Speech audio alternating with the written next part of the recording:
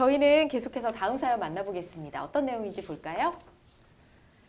결혼을 앞두고 피부관리실에서 피부 및 다이어트 관리를 받고 있었습니다. 그런데 관리받은 부위에 오히려 피부 트러블이 생기기 시작했고 병원까지 다니게 됐는데요. 병원 측에서는 피부 관리를 잘못 받아 그런 것 같다고 하는데 관리실 측에서는 한사코 자기네 잘못은 없다고 합니다. 오히려 결혼을 앞두고 있어 스트레스를 받아 그런 게 아니냐며 제 탓으로 돌리고 있어요. 결혼이 아직 한 달가량 남아있어 그 안에 피부가 괜찮아지면 다행인데 결혼 당일까지도 이 상태라면 화장으로 가려도 티가 날 것 같아요. 피부관리실 측에 손해배상을 청구할 수 있을까요? 라고 보내주셨네요. 아이고, 결혼을 앞두고 있는데 이런 일을 겪으면 진짜 속상하십니다. 진짜 병원에서도 피부 관리 때문인 것 같다라고 얘기를 했다고 하는데 관리실 측에 손해배상 청구를 하고 싶은데요. 어떻습니까? 네, 일단 손해배상 청구할 때에도 그것도 법이니까 제일 중요한 법이니까 요건이 맞아야 들어가야 되는 거죠. 손해배상 청구라고 하는 것은 민법에서 하는 얘기는 일단 고의 또는 과실이 있어야 된다. 네. 위법 행위가 있어야 된다. 손해가 발생해야 된다. 그리고 이것들 사이에서 인과관계가 있어야 된다라고 해서 고의 과실에 의한 위법 행위, 그로 인한 손해 발생이 맞아 떨어져야 되는 건데 네. 일단 그들이 위법 행위를 했는지, 즉 뭐 제대로 시술을 했었어야 되는데 시술에 대한 기본적인 규칙을 어긋나게 했다거나 과하게 했다거나 이 부분 입증하셔야 될 것 같고, 그다음에 손해 같은 경우에는 뭐 결혼식 날에 얼굴이 이렇게 많이 이렇게 안 좋아졌다고 하면은 그걸로 인해 직접적인 재산상 손해라기보다는 일반인 같은 경우는 좀 정신상 고통이라고 봐야 되겠죠. 네. 그런 부분이라고 하면은 일단 전반적으로 좀 입증이 좀 쉽지는 않을 것 같아요. 그리고 가장 입증이 어려운 건 인과관계죠. 지금 상대방은 오히려 뭐라고 하냐면은 당신이 결혼을 앞두고 있어서 스트레스를 받아서 그런 게 아니냐. 네. 그 말인즉슨 우리 관리실에서 당신한테 잘못했다는 거, 그 인과관계 어떻게 입증하겠냐. 부인하고 있거든요. 네.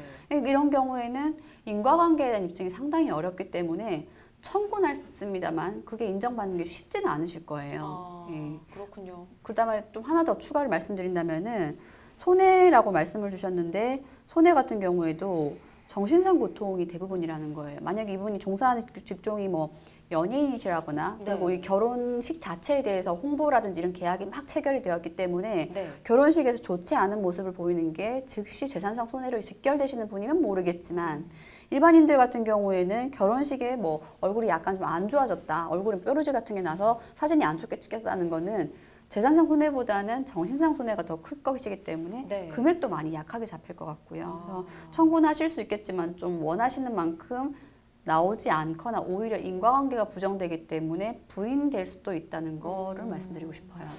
굉장히 난감합니다. 피부 관리가 잘못됐다는 걸 일단 입증을 할 수 있어야 된다라고 강조를 해주셨는데 피부 관리 받고 나서 뭐 트러블이 생겼다. 일단 사진 같은 걸 좀 찍어 두셨을 것 같거든요. 이런 사진 같은 게 좀 입증 자료로 활용될 수는 있을까요? 네, 뭐 당연히 피부 관리를 받기 전후의 모습을 비교해 봤을 때 네. 이제 없던 게 있었다라고 한다면 뭐 원인이 되었다라고 할 수는 있겠지만요. 뭐 그거 말고도 추가적으로 뭐 과거에 뭐 피부 관리에 대해서 뭐 이런 동일한 증상으로 치료를 받은 적이 있는지 없는지, 그리고 뭐 본인이 원래 가지고 있던 뭐 피부병이 있을 수도 있는 거잖아요. 뭐 알레르기라든지 뭐 그런 것들이 있는지도 사실 따져봐야 되는 거고, 피부 관리실에서 피부 관리를 받을 때 그런 부분에 대해서 서로 뭐 상담을 하는지 모르겠어요. 피부 관리실을 안 가봐서. 근데 이제 갔을 때 그런 것들을 막 고지하고 알려주고 서로 그런 의사소통 과정에서 예. 뭐 서로 간에 뭐 문제가 있었는지 그런 것들도 따져봐야 되겠죠. 왜냐하면 그런 것들 다 고려를 해야 될 것 같아요. 단순히 전후에 이렇다라고 그것만으로는 뭐 그게 원인이다라고 단정 지을 수는 없는 거잖아요. 그러니까 그렇죠. 알겠습니다. 두 분 말씀이 공통적인 게 정말 입증이 힘들다라는 건 것 같은데 앞서 이제 합의도 합의지만 일단 결혼 당일까지 트러블이 없어지지 않으면 진짜 정신적으로 너무 스트레스 받으실 것 같거든요. 근데 앞서 정신적 손해배상이 대부분인데 이거 좀 어렵다 했잖아요. 이거 아예 기대도 못하는 건가요? 뭐 아예 기대도 못한다기보다는 네. 청구하셔도 원하시는 만큼의 금액을 얻기는 좀 어려울 거다라고 말씀을 드리고 싶어요. 그러니까 예. 손해배상 청구를 해서 소까지 제기하시는 분이면 어느 정도 기대 심리가 있거든요. 왜? 소 제기할 때 무료로 하는 거 아니지 않습니까? 그쵸. 기본적으로 법원에서도 인지대 송달료라는 기본적인 금액을 요구하거든요. 그 소송을 제기한다는 거는 되게 힘든 일이에요. 네. 누구에게나 힘든 일이거든요. 그런 걸 감안하고라도 상대방이 청구한다는 거는 어느 정도 기대하시는 금액이 있다는 건데, 제가 이전 상담에도 말씀드렸지만 제가 느끼기로는 위자료 청구에 대해서 금액이 그렇게 후하지는 않은 것 같습니다. 그런 거 이야기한다면은 일단 금액이 인정된다 하더라도 좀 작을 것이다. 네. 심한 경우에는 몇십만 원대로 될 수도 있다라고 보고, 근데 그런 부분에다가 또 인과관계가 참 쉽지 않을 것 같다. 그렇죠. 상대방도 적극적으로 부인한 상황이니까 사람이 당신의 피부과 시술로 인해서 나에게 이런 손해가 발생했다는 게 유일한 인과관계다라는 게 입증하는 게 쉬운 일은 아니다라고 네. 볼 수 있을 것 같습니다. 아, 그렇군요. 아예 불가능하진 않지만 좀 힘들겠다라는 거고요.